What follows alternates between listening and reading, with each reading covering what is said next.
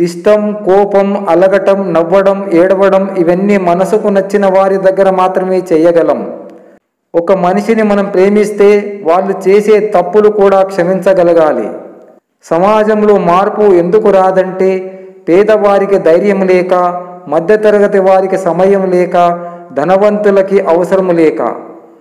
మనిషి ఒకప్పుడు బయటకు వెళ్తే మంచితనమే ధైర్యం, ఇప్పుడు డబ్బే ధైర్యం. డబ్బు ఉంటే పక్కన మనుషులు కూడా అవసరం లేదు.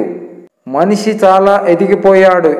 ఎంత అంటే మానవత్వాన్ని కూడా అందనంత ఎత్తుకు ఎదిగిపోయాడు. 100 మంది శత్రువుల కన్నా ఒక్క నమ్మక ద్రోహి చాలా ప్రమాదకారి. నీ మంచి కోరుకునే వాళ్లను దూరం చేసుకోకు. నీ చెడు కోరుకునే వాళ్లను నీ దగ్గర రానియ్యకు. స్వార్థంతో నిన్ను పొగిడే వాళ్ళని ఎప్పటికీ నమ్మకు. జీవితంలో చాలా విచిత్రమైన విషయం ఏమిటంటే మంచి వాళ్ళకే ఎక్కువ కష్టాలు వస్తాయి.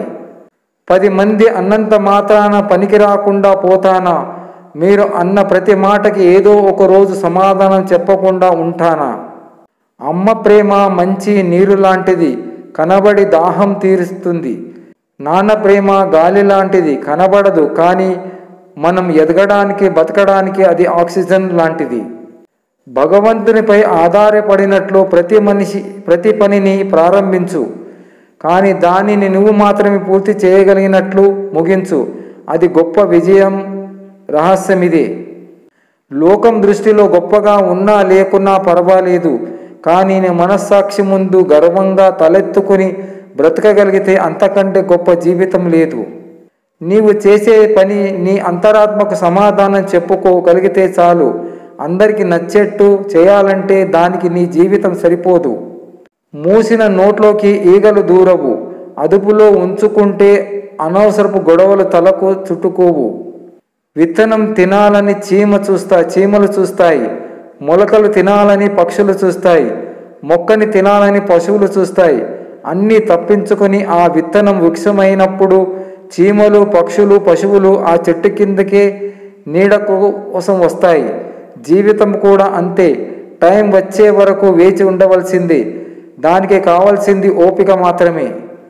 అదుపులేని ఆలోచనలు శత్రువు కన్నా ప్రమాదకరం.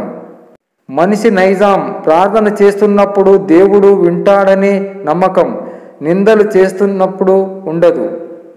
ఆత్మ శరీరం ద్వారానే ముక్తిని పొందాలి. అందుకే ఆత్మకి శరీరం కావాలి.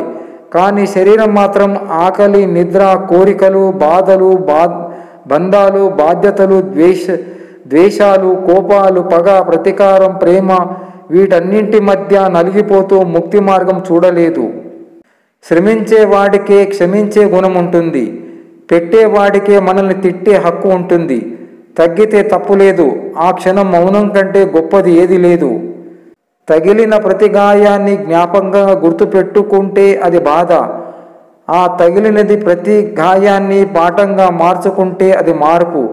ఎందుకంటే ముళ్ళని తొక్కిన కాలు బాధపడుతూ అక్కడే ఉండిపోకూడదు. ఈసారి జాగ్రత్తగా నడవడం మొదలు పెట్టాలి. కెరటాలు కాళ్ళ దగ్గరకు వచ్చాయని సముద్రాన్ని చులకన చేయడం ఎంత తప్పో మంచితనాన్ని తక్కువగా అంచనా వేయడం అంతే తప్పు.